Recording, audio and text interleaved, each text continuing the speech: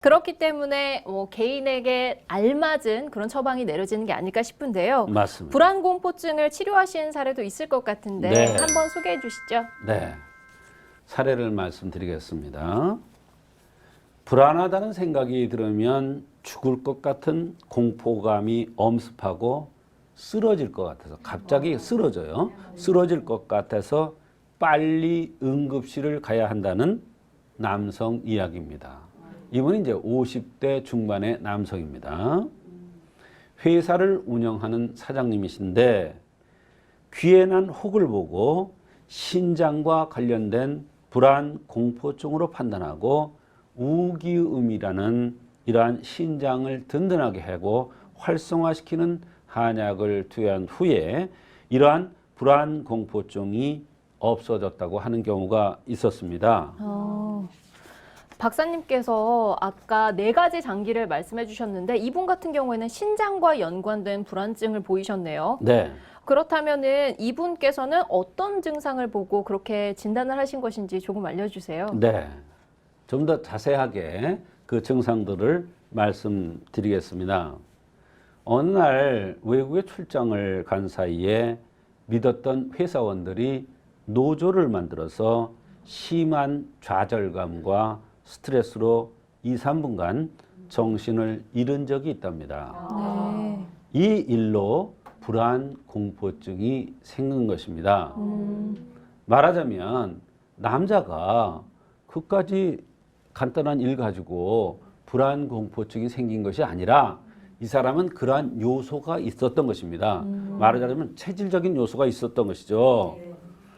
몇 달 전에 어지러워서 입원하기도 했고 저녁이면 쓸쓸하고 불안하고 간혹 잠도 안 온다고 했습니다.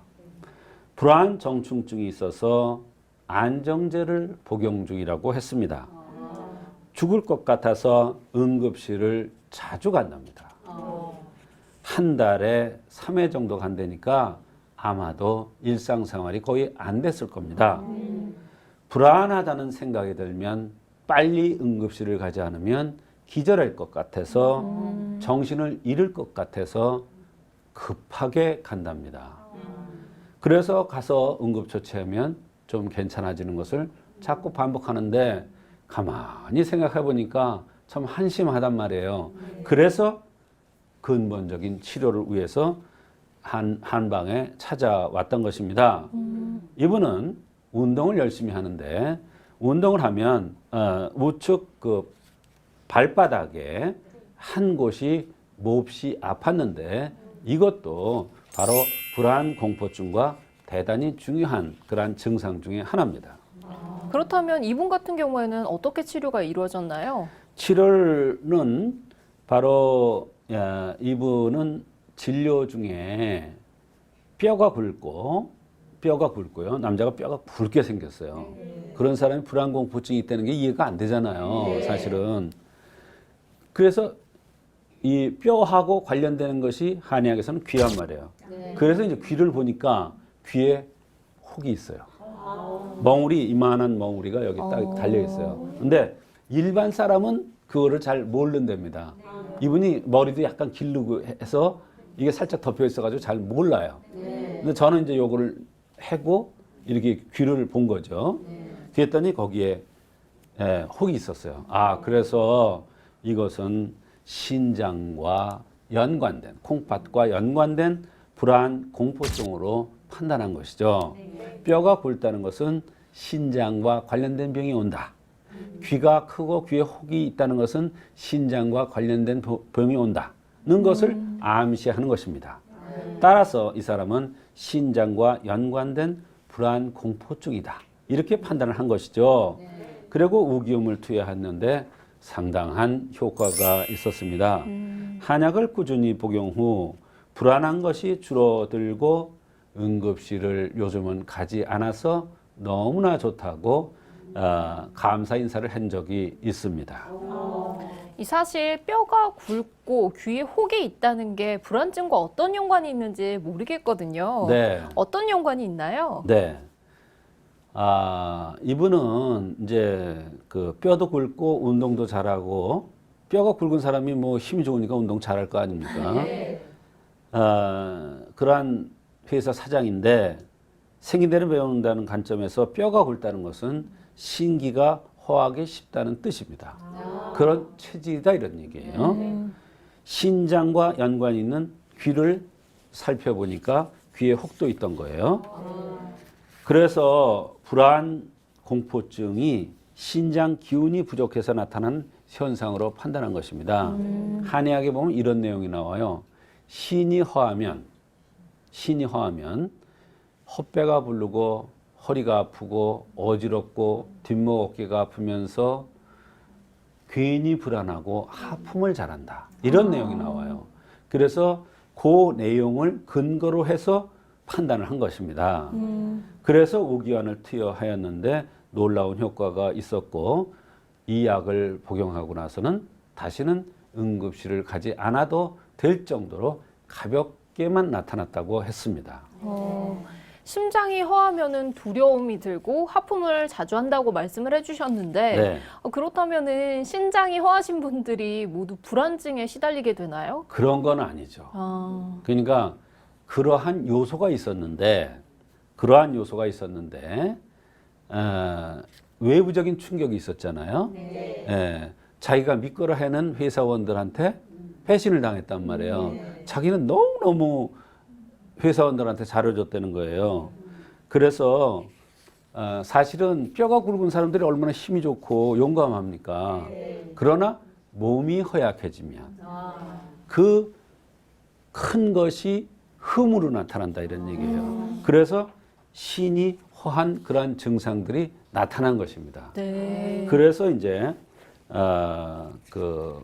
이 불안 공포증이 심하게 두드러져 나온 것이죠. 그렇다면 우기음이란 한약을 투여한 뒤에 증상이 많이 나아졌다고 하셨는데 네. 우기음은 어떤 약인가요? 예, 우기음을 들고 불안 공포증이 나아졌으니 불안 공포증을 치료하는 한약이라고 생각하기 쉽죠. 그러나 우기음은 신기, 즉 신장의 기운을 든든하게 하는 그러한 한약입니다. 그러나 신기가 든든해져서 불안함이 가라앉고 어지러움이 좋아지니 불안 공포증이 치료되면서 저녁이면 쓸쓸하다. 간혹 잠이 안 온다. 불안 정충증이 항상 동반된다. 이러한 전체적인 다른 증상들까지도 함께 좋아진 것입니다. 우리가 불면증 환자 중에서도요. 처음에 잠들기가 힘들다고 그러는 불면증 환자가 있어요. 이런 사람들은 바로 콩팥 기능이 허한 사람들이 많습니다.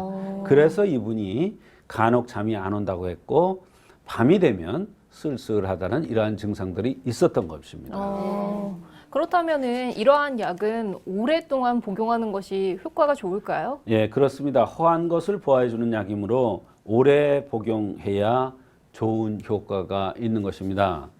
더군다나 콩팥에 들어가는 약은 가장 깊은 곳에 있는 장기이기 때문에 근본 바탕이라고 제가 항상 얘기합니다만 가장 깊은 곳에 있는 것이기 때문에 증상도 잘 안 나타날 뿐만 아니라 약도 오래 써야 됩니다. 그래서 콩팥에 들어가는 약들은 되게 껌습니다.